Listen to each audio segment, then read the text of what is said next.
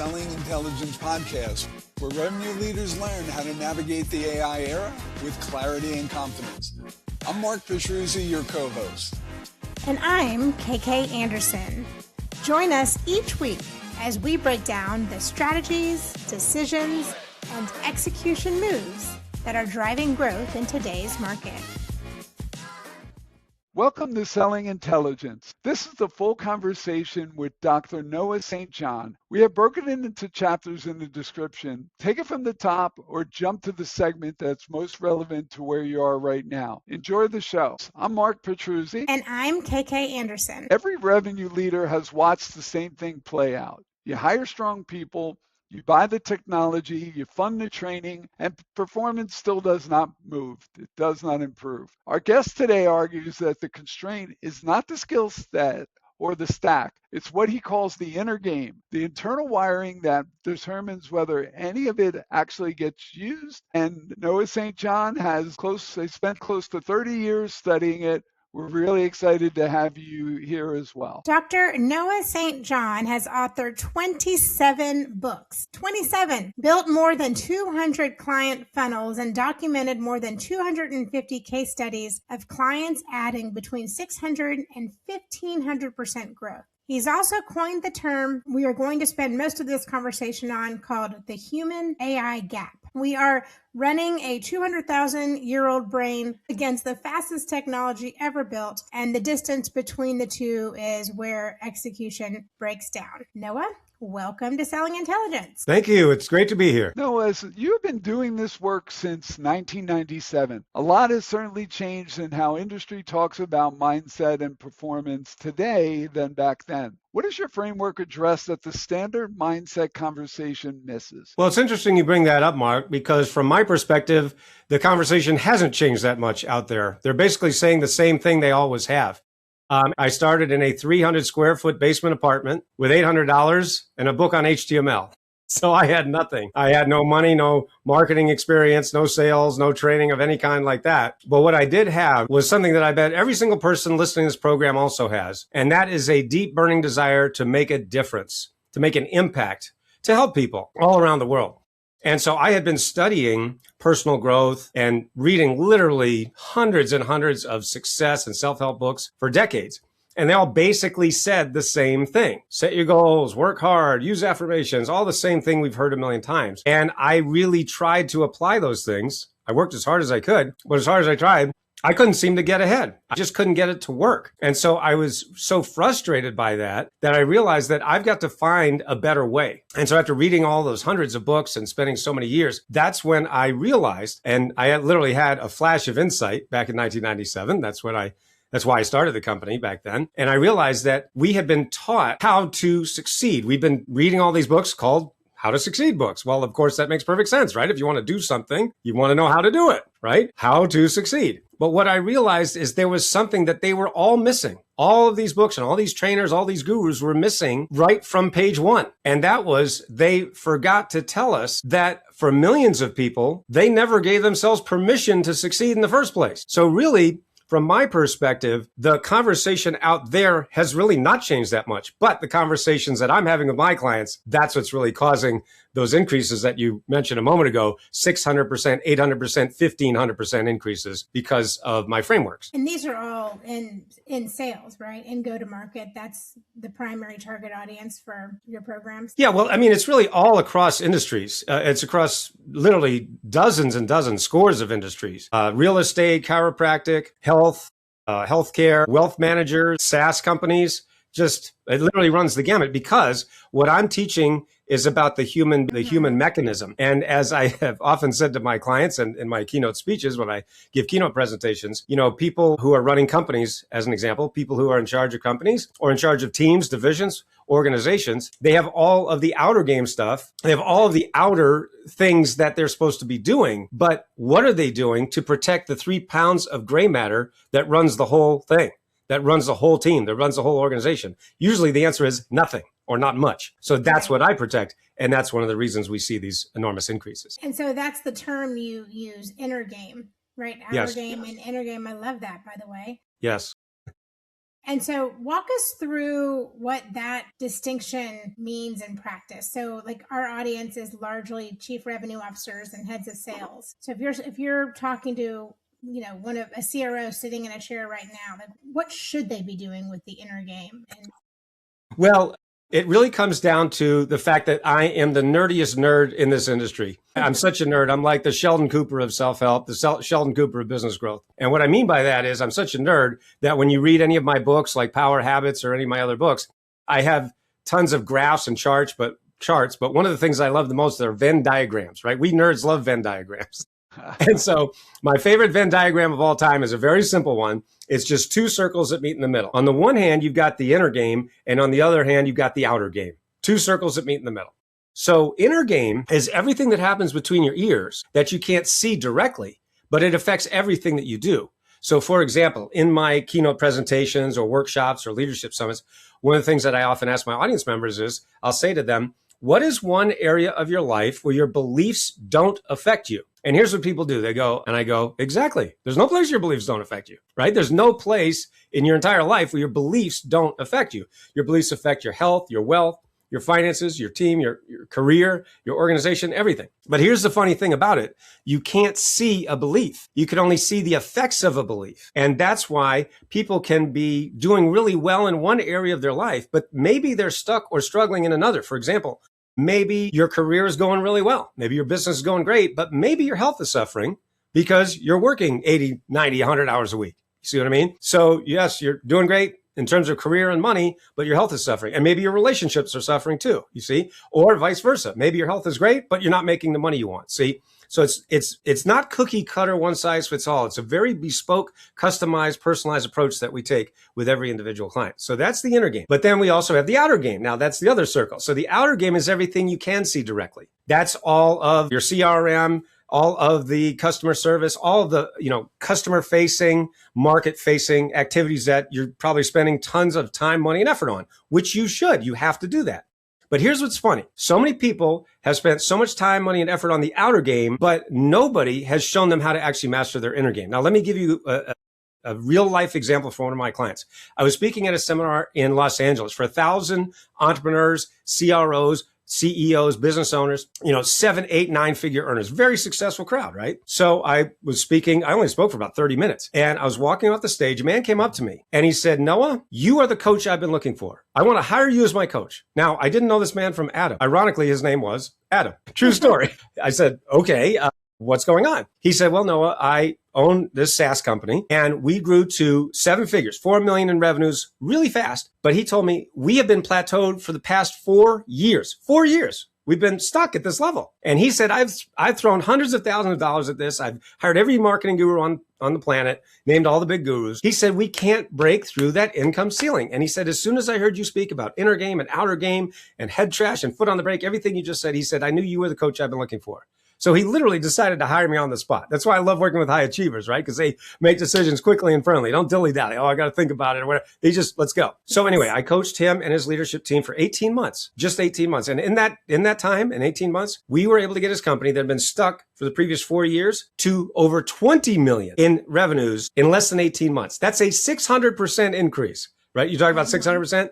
That's an example. We like to call that hockey stick, right? Hockey stick, you're going along like this, and then we install my frameworks, and then whoop, you go hockey stick right through the roof. So what was amazing about that, and the lesson for everyone listening is he had, just like most people, had spent all that time, money, and effort on the outer game. And hey, it got him to 7 figures. Nothing wrong with that. But he knew he could do more. He knew he was capable of more, but no one had been able to show him how to actually break through that ceiling. So it wasn't until I showed him how to actually master his inner game that he was able to do that hockey stick growth. So that's an example of how powerful this really is. No, that's really interesting, and I'm sure really helpful to our audience as well. So you have 250 plus documented case studies, and with almost every one of them, or probably every one of them, showing significant growth. When you look across these clients, what is the single biggest pattern that separates the ones who got those kind of results with ones that maybe didn't get the same level of return? Well, I love that question, Mark, and you're gonna hate my answer, and it's gonna sound terrible, but the answer is that when people listen to me, they get hockey stick growth. If you don't listen to me, you're not going to get that growth. That sounds terrible, right? But it's really true. And that's what we've seen. It's funny because I literally had a client years ago who said to me, and by the way, we were able to add 7 figures to his business while he was taking more time off. And he said to me, Noah, do you realize that your coaching is the only coaching that fixes every other coaching? And I thought about that and I go, you're right. Yeah, that's a good way to say it. Yeah. I love that he said it. I didn't say that. I was like, yeah. And he also said, Noah, when you actually do your Power Habits framework, it can never not work. And I said, yeah, that's true too. Yeah, you're right. So the point is, if you follow it and see, I want people to realize that this didn't just come out of thin air. It came from, as I talked about earlier, literally years and years and decades of study of reading hundreds of self-help books because I'm such a nerd. And by the way, I just want to mention something real quick because I think it helps for the context that, why I did this, because I grew up poor in a rich neighborhood. And I know that sounds like a total cliche. It's a total cliche, but it's true. I grew up in this little town called Kennebunkport, Maine, which is one of the wealthiest communities in New England. But my family was dirt poor. I mean that literally because we lived at the bottom of a dirt road in a drafty, unfinished house that my parents ended up losing to foreclosure when I was just 15 years old. So I was very painfully exposed to the gap, the chasm between the haves and the have-nots. The haves was everyone else, and the have-nots was my family. So I hated being poor. I hated it. We've all heard motivational speakers get on stage and say, well, we were poor, but we were happy. We didn't know we were poor. Well, my family, we freaking knew we were poor. So it wasn't happy. It sucked. And so my point is that was really the reason, the impetus behind all the work that I'm doing today was I really hated growing up poor in a rich neighborhood because, driving around, going to school, and I go to my friends' houses and they'd have things like food and clothes and stuff. And I'm like, wow, food, what's that like? I know I'm exaggerating a little bit, but still, you get the idea. Yeah. But anyway, that's really where this came from. So it was my hunger to not be poor, to that hatred of being poor, of growing up poor, which I was. And, saying, but why isn't this working? I'm reading all these books and they all say the same thing. Say goals, think positive, work hard. Okay, I'm doing that. What's missing? And that's why, again, going back to my point that I made earlier, my first book, Permission to Succeed, and as you mentioned, 27 books later, it really came from what aren't they telling us? What is missing? Because they're all talking about surface stuff. There's nothing wrong with the advice. Work hard. Okay. Yeah. Thanks. I mean, no kidding, right? It's like saying, breathe. Remember to breathe. Thank you. I forgot what I'm saying. Right. Again, I'm exaggerating a little bit, but not much. So that's really the point of where this work comes from. So to answer your question, that's where this work came from, a very painful, frustrating place. And, really the purpose of my work is to help other people avoid that pain and frustration. That sounds like definitely a formative story, and especially in Kennebunkport, Maine, I could only imagine. Noah, let's move on to our second topic, which is the human AI gap. And when we met and chatted, you talked about taming the caveman in your brain, which I thought was hysterical. Thank you. So before we get into, what to do about it, right?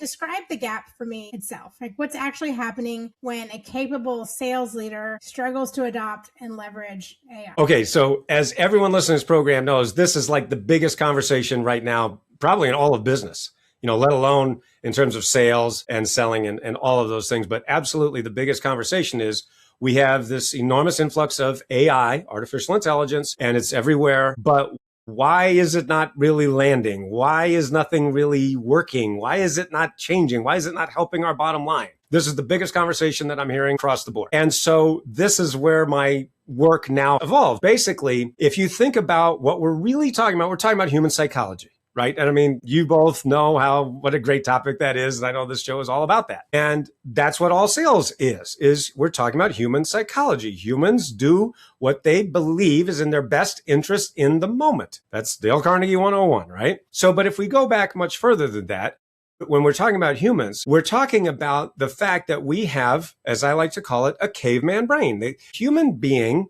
as we know it today, Homo sapiens, most experts agree that it was evolved about 200,000 years ago. About 200,000 years ago, about 10,000 generations, right? So we humans have evolved and here we are, right? 200,000 years later. So what's interesting is not much has changed with the 3 pounds of gray matter upstairs here in those 200,000 years. Not really, not much, all right? So we humans, the brain is very much like a computer. Right? We've heard that many times. A computer, of course, has hardware and software, right? So the hardware hasn't changed that much in 200,000 years. But the software is where the human AI gap is coming in now. And what do I mean by that? So you've got this 200,000-year-old brain, hasn't changed that much. It's up against the fastest technology that's ever been invented by humankind, AI. So here is the battle, friends. It is happening in your brain right now. 200,000-year-old caveman, fastest technology ever built. Boom, there's the battle. Who do you think's winning? Exactly. You got it. The caveman's winning.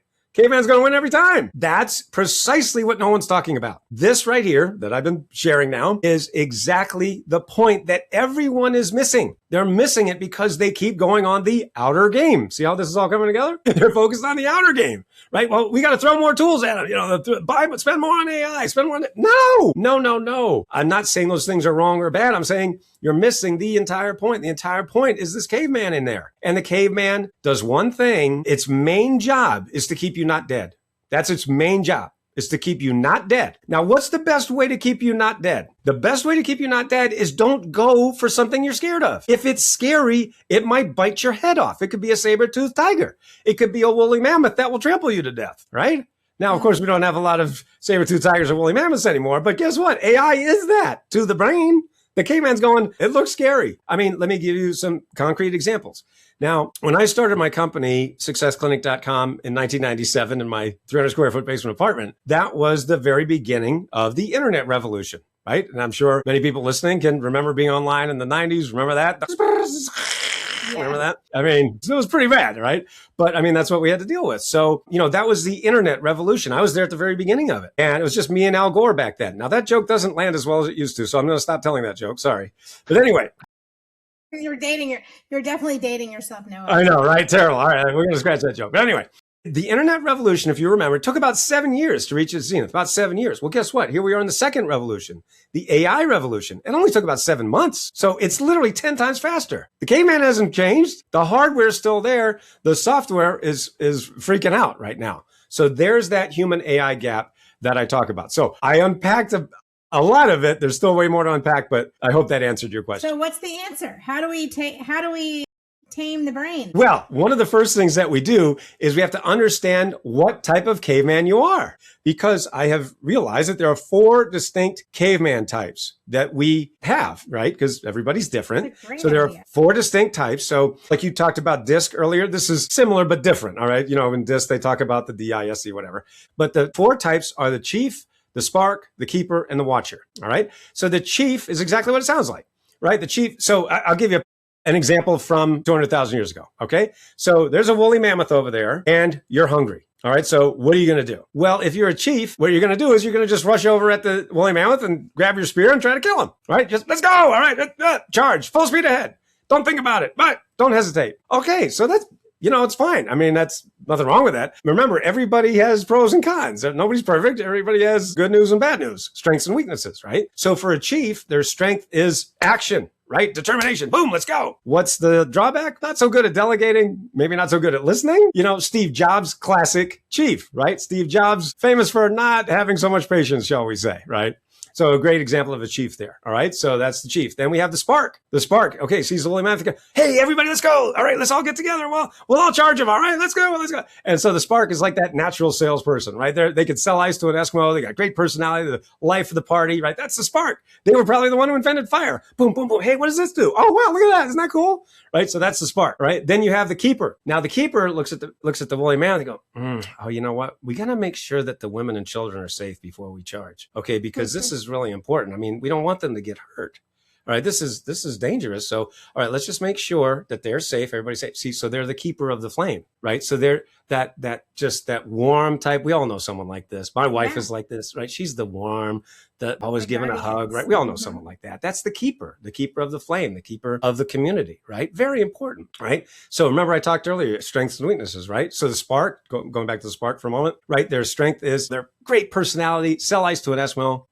One of their weaknesses is follow through. They might forget to send that email, might forget to send the invoice, right? And they're great at starting, but they not so great at finishing, right? The keeper, in the same regard, great, loving, warm relationships are great, but maybe they find it hard to speak up for themselves. Maybe they have trouble asking for a raise. right? So that's the keeper type. And then finally, you have the watcher. Now, what's the watcher going to do? The watcher is going to do exactly what it sounds like, right? They're going to watch, they're going to observe, they're going to track the migration patterns over 3 months and say, okay, now if we go over here and see, then we can trap them right in this ravine here. Yeah. And then because they go through and see, they're the ones that were drawing on the caveman wall, they're right? On the cave walls, right? Because okay, we got to track it. You see what I mean?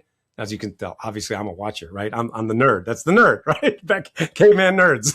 That was us. That was spreadsheets back then. So your style then determines how you handle AI and how you react to AI. To a great degree, yes.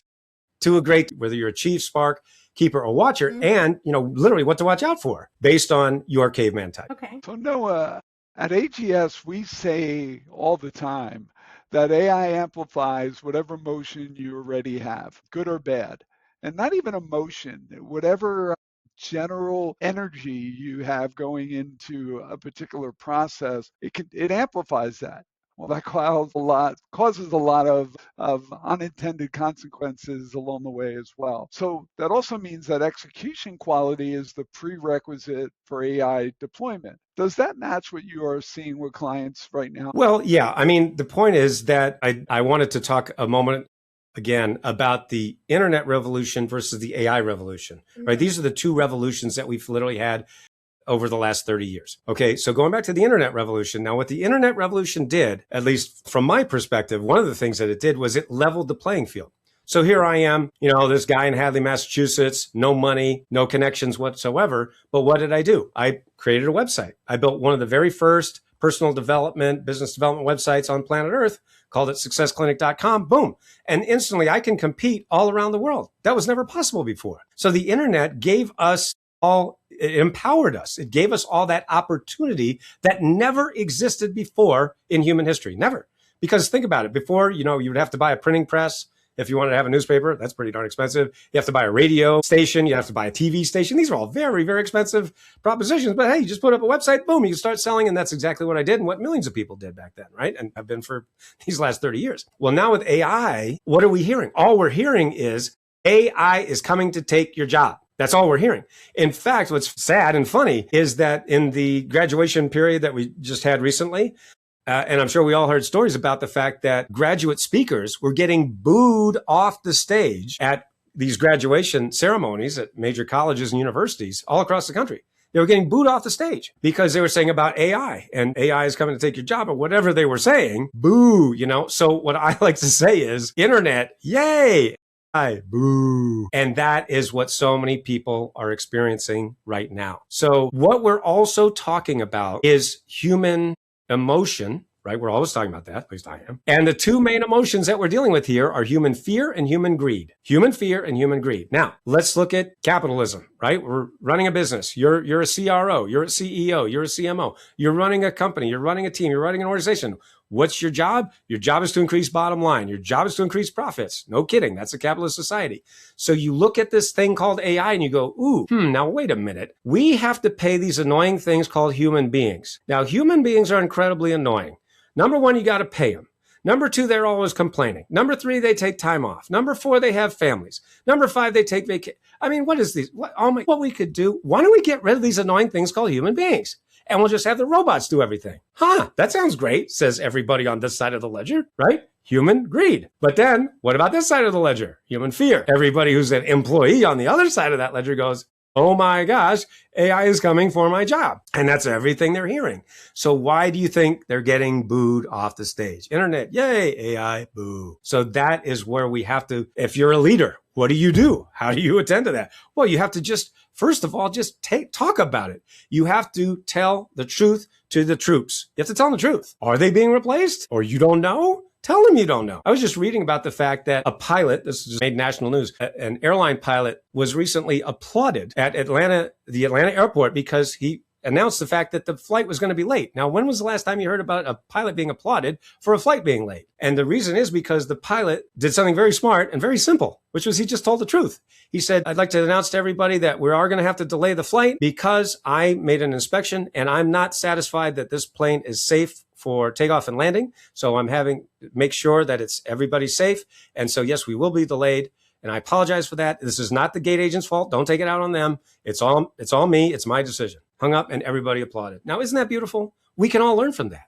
That's the type of thing you have to do as a CRO, as a CEO, as a CMO, as a leader, as a team leader. These are the types of things we have to do now. Really, really great stuff. Okay, this is where we are going to pause part one, audience. And what Noah has just described related to the inner game and the mindset is actually the work we do inside the 2 Millimeter Club here at AGS. It's our small group data-driven coaching program for frontline sales managers. And they learn to identify and coach the small shifts in seller behavior that are largely related to that inner game that Noah talks about that add up to exponential movement in pipeline.